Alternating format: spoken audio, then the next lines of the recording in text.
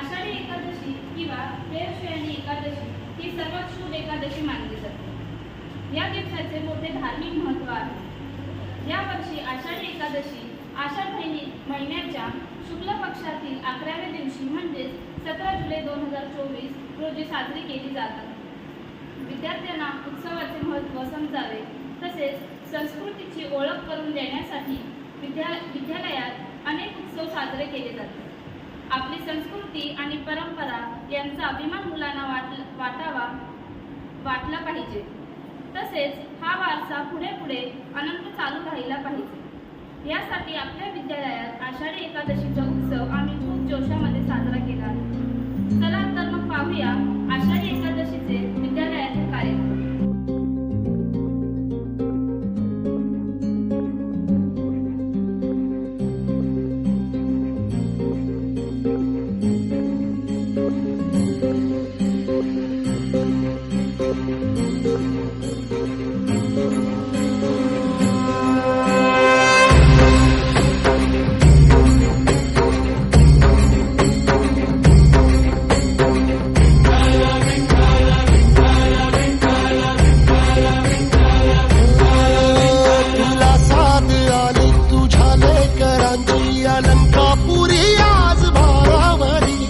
सवारीचा घेतला पावला निया वाळवंटी तुझी सावली गळा भेट घेण्या भीमेची निघाली तुझ्या राम घोषात इंद्रायणी।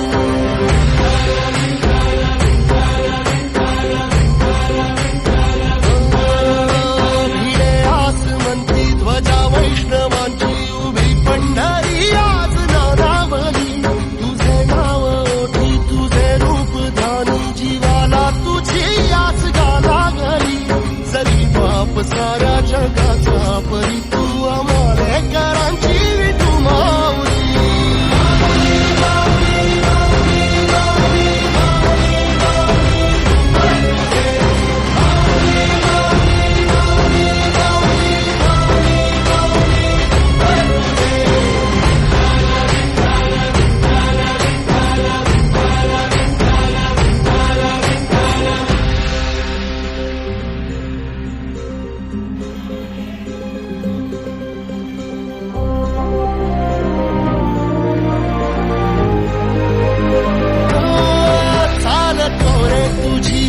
रात्रंदिनी घेतला पावला निवसा टाळ घोषातून साध येते तुझी धावते वैष्णवाला दिशा।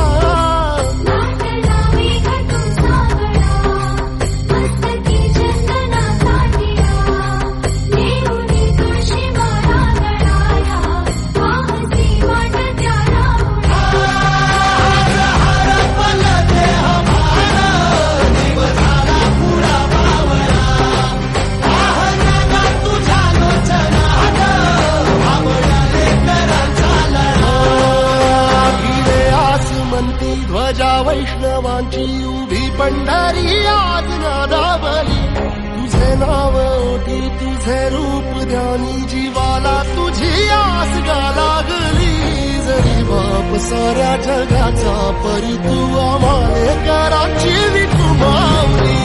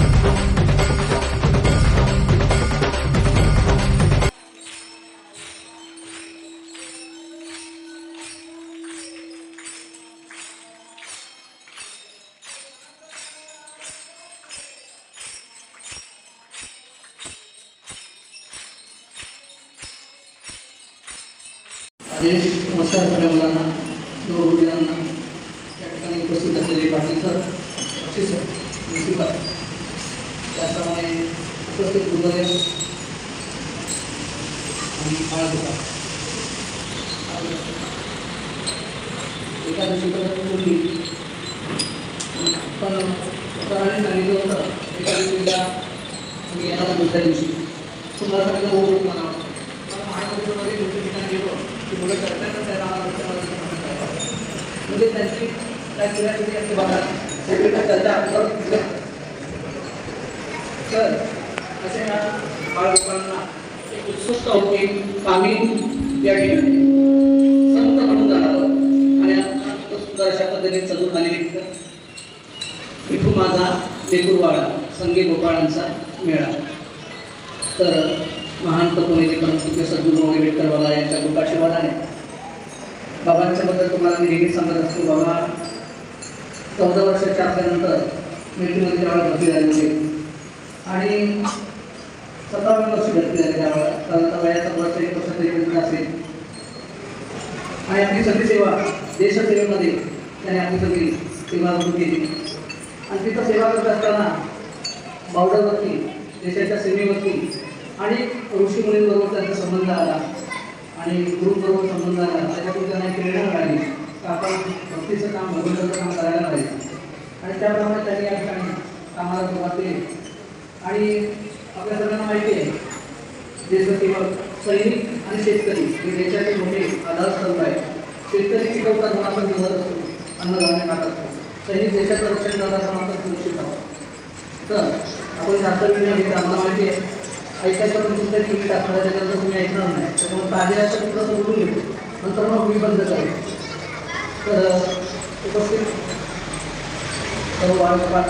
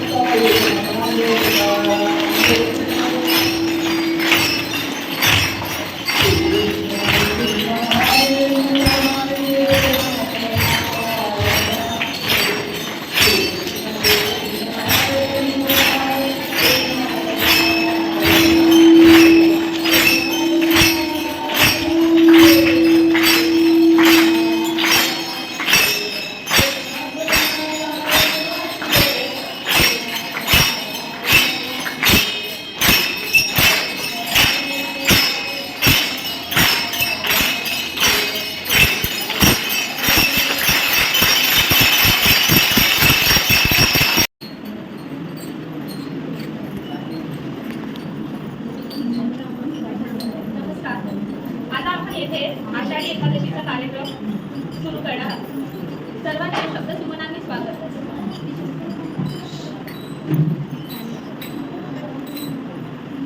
येथे आपण जाणून घ्यायची आहे आषाढी एकादशीची थोडक्यात माहिती. आषाढी एकादशी ही हिंदू धर्मातील एक अत्यंत महत्त्वाची आणि पवित्र स्थिती आहे. या दिवशी भगवान विष्णूंची पूजा केली जाते आणि विशेषतः महाराष्ट्रात पंढरपूरच्या विठोबाच्या मंदिरात लाखो भक्तांची गर्दी होते. वारकरी पूर्ण महाराष्ट्रातून विठ्ठलाच्या दर्शनासाठी पायी दिंडीने येतात. या दिवशी व्रत केले जाते आणि उपवास करून फक्त भगवान विष्णूंची उपासना करतात. आषाढी एकादशीला देवशैनी एकादशी असे म्हणतात कारण या दिवशी भगवान विष्णू क्षीरसागरात योग निद्रेत जातात. आषाढी एकादशीच्या दिवशी महाराष्ट्रात पंढरपूर येथे विठ्ठलाची वारी केली जाते.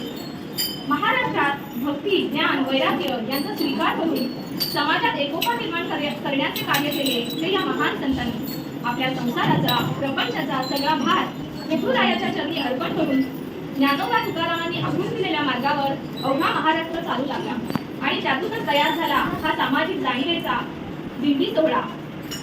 असाच एक दिंडी सोहळा आपल्या शाळेतील विद्यार्थी आपल्या समोर येथे सादर करत आहेत.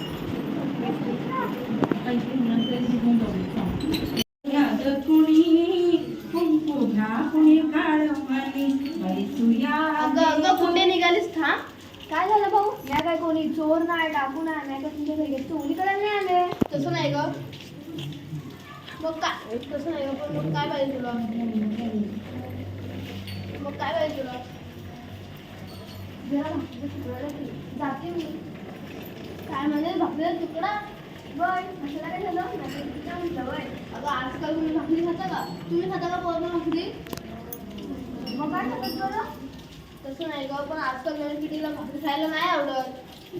मग काय खातात बरं? अगं pizza, burger, pasta, Chinese, vada pav. अरे पण भाऊ, हे पिझ्झा, बर्गर, चायनीज, पास्ता आणि वडापाव खाऊन हात पाय गाडवलेली पोरं कसं काय सांभाळायचं? मी तुला काय वाटतं कसं काय म्हणायची नवी पिढी रोगातलेली? तो नाही काय झालं, आजकालची फॅशन आहे. भाऊ तुला नसलेलं काय घ्यायचं तर नको घेऊ. मी काय सांगते काय कुठे घेशील? पण माझ्याकडे खरंच काय नाही डोले. मी खरंच खोटं नाही बोलते. मी खोटं बोललो तर माझ्या डोळ्यात मेल्यावर. बाई मेल्यावर समजा मी तुला जा भाऊ. पण मला आज 2 डोळे दान केले, 2 आणायला नसले पदवी पडणार. भाऊ द्यायला भरपूर असतं, पण द्यायची भावना असायला पाहिजे. बरं तुला द्यायचंय तर दे, नाही तर जाऊ दे. पण मी काय सांगते तर ऐकून तरी घेशील? फुकट आहे ना, मग सांग, काय पण सांग. फुकट आहे तर काय पण घे म्हणतंय. म्हणजे एवढं असलं विकतचं असेल तर घे ना कोणी, आणि फुकटचं असेल तुम्ही एकटंच. आणि बरं फुकट तर फुकट का होईना, पण जर का तुम्हाला ऐकलं ना तर गुरगुंडा होईल. गुरगुंडा? काय बघा बोलते. म्हणजे काय झालं भाऊ? गुरगुंडा म्हणजे तुला काय वाटलं? आमच्या भाषेत गुरगुंडाचा अर्थ असतो ज्ञान मिळेल, असं म्हणलं मी. ज्ञान. अच्छा, म्हणजे नॉलेज अर्थ म्हणतं का तुला? हा, तुला नॉलेज होईल, तुला ज्ञान मिळेल. भाऊ 4 युग आणि 10 अवतार आमच्या तळण्यामध्ये असतात. हे तळण्यामध्ये तुझा आहे तुझं पाठी, परंतु तू जागा चुकलासी आणि हीच चुकलेली जागा राखण्यासाठी संतांनी हळूचे वागण्याचे ग्रंथांचे रीतमध्ये गेले. मला सांग, एखाद्या वेळी जर ग्रंथ जुनं झालं तर त्याची नवी प्रथा वाढते. एखाद्या वेळी वागण्याचे हळू खटायला आलं त्याचं नक्कणी खटायचे. पण मला सांगा, जर या देवावर वाईट संस्कार घडले तर या देवाची फिरक मशीन आहे का कुठं? नाही ना. म्हणूनच मी म्हणते, जर का तू माझं ऐकलं तुला गुरुगुंडा होईल. गुरुगुंडा होईल भैया तुला, गुरुगुंडा होईल. गुरुगुंडा होईल भैया तुला, गुरुगुंडा होईल. तुला बी होईल आणि आम्हाला बी होईल. तुला बी होईल आणि आम्हाला बी होईल. गुरुगुंडा होईल भैया माझा गुरुगुंडा होईल. स्वच्छता में हर आता स्वच्छ परिसर, नित्य करे तो कसरता, त्याचे निरोगी आरोग्य. झटकावा तनाचा मळ, सोबत चित्त असो निर्मळ. नसावा अंगी आळस, नेहमी रहावे तत्पर. कळलं का? सकाळी करून लवकर उठावे, व्यायाम करावे, आपले शरीर मन आपला परिसर स्वच्छ ठेवावा. अंगी आपल्याला आळस दूर करून राहिले पाहिजे. आता मला सांगा, कोण बरं हे नियम दररोज सकाळी पाळतं रे? हो, आणि सर्व लोक लवकर उठतो, रोज शाळेत जातो, अभ्यास करतो. बरं आहे की तरी माझं ऐकलं तुला गुरगुंडा होईल. गुरगुंडा होईल भैया तुला, गुरगुंडा होईल. गुरगुंडा होईल भैया तुला, गुरगुंडा होईल. तुला बी होईल आणि आम्हाला बी होईल. तुला बी होईल आणि आम्हाला बी होईल. गुरगुंडा होईल भैया माझा गुरगुंडा होईल. जगद्गुरु संत तुकडोजी महाराज यांनी म्हटले, अभ्यास म्हणजे काय? शिस्त आणि नियोजनातून मनाला सवय राहणारा संस्कार म्हणजे अभ्यास. असाध्य ते साध्य करिता सायाचं कारण अभ्यास पाहुणे. संत तुकाराम महाराजांनी सुद्धा अभ्यास कसा करावा याचे महत्त्व उद्धृत करताना सांगितले, अभ्यास म्हणजे सायास आणि सायास म्हणजे प्रयत्न, सराव, प्रयास. तेव्हा एखादी बाब किंवा गोष्ट साध्य करण्यासाठी, त्यावर प्रभुत्व मिळवण्यासाठी पुन्हा पुन्हा प्रयत्न करणे म्हणजे अभ्यास होय. आता मला सांगा, परीक्षेमध्ये कमी मार्क मिळाले म्हणून कोण रे पुन्हा पुन्हा सायास करतं? बरं ते जाऊ दे. मी ऐकले तुमच्या शाळेमध्ये दररोजची एकाच विषयावर डेलिटच घेतली जाते, खरं आहे का रे? आणि त्याच एका विषयावर तुमच्या मोबाईलवर MCQ सुद्धा पाठवली जाते. काही 10 मार्काची असते ती डेली टेस्ट आणि MCQ. बरं मला सांगा, तुमच्यापैकी किती जणांना 10 पैकी 10 पडलेत MCQ आणि डेली टेस्टमध्ये? आणि दिलेल्या वेळात MCQ आणि डेली टेस्ट कोण बरं पूर्ण करतं? बरोबर म्हणतात का? बरोबर न चुकता दिलेल्या वेळेत MCQ करतात आहे. टेस्ट करता का रे? बरं, एखाद्या टेस्ट मध्ये तुम्हाला मार्क कमी पडले म्हणून पुन्हा जाऊन घरी ती सोडवता का रे? किंवा एमसीक्यू मध्ये कमी पडले म्हणून एमसीक्यू पुन्हा सॉल्व्ह करता का रे? हा, केली पाहिजे. इथे तर म्हणते तर तुकाराम महाराजांनी की सायास केला पाहिजे. सायास म्हणजे काय? प्रयत्न, सराव, आहे की नाही? तुम्ही जितका सराव कराल तितका तुमचा अभ्यास जो आहे तो चांगला होणार आहे. बरोबर की नाही? हा, विद्यार्थी मित्रांनो, मेंदू हा जो आहे की ना आपला मेंदू हा कृतीतून, अनुभवातून आणि निरीक्षणातून काय करत असतो? विविध मार्गाद्वारे शिकत असतो. आणि या विविध मार्गांचा उपयोग म्हणजे अभ्यास. कळलं का आता? हा, मग आता म्हणूनच इजी म्हणते, काय म्हणते की तुम्ही जर माझं ऐकलं तर तुम्हाला बुरगुंडा होईल. तर तुम्हाला बुरगुंडा झाला का? हा, बुरगुंडा होईल भैया रे, तुला बुरगुंडा होईल, बुरगुंडा होईल भैया रे, तुला बुरगुंडा होईल. तुला भी होईल आणि आम्हाला भी होईल, तुला भी होईल आणि आम्हाला भी होईल. बुरगुंडा होईल भैया रे, असा बुरगुंडा होईल. बोला विठ्ठल विठ्ठल विठ्ठल विठ्ठल विठ्ठल विठ्ठल विठ्ठल विठ्ठल विठ्ठल विठ्ठल विठ्ठल विठ्ठल विठ्ठल विठ्ठल विठ्ठल मंडळी गोवर्धे.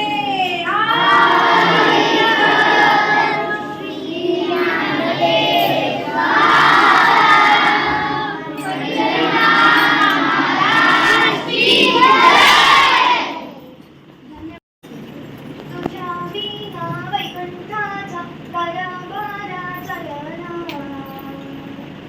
एकाल्या विठुरायाला संसार पेलना. तुझ्या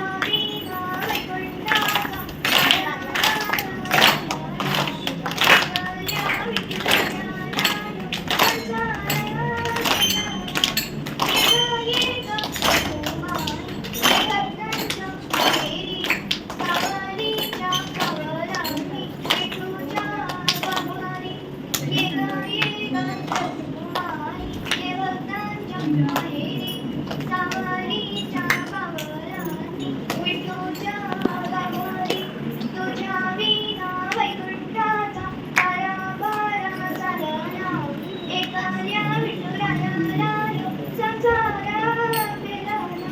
तू सगळ्यांची आई, सगळ्यांची कन्याई, हे बदलात आम्हावरी छाया दरबाई. तुझी थोरवी मान, तिन्ही लोकी तुला मान, देवी वरदान हो तुझ पालखीचे गुणी. रघुमाई रघुमाई रघुमाई रघुमाई रघुमाई रघुमाई रघुमाई रघुमाई. तू कृपेचा कळस, आम्ही बाहेरीचे दास, कधी युगे युगे उपेक्षाच केली तुझी बाई. तू मायेचा सागर, आम्ही उकळली नागर, आता करू दे जागर, होऊ दे उतराई. रघुमाई रघुमाई रघुमाई रघुमाई रघुमाई रघुमाई रघुमाई रघुमाई रघुमाई रघुमाई रघुमाई रघुमाई रघुमाई रघुमाई. पाऊले चालत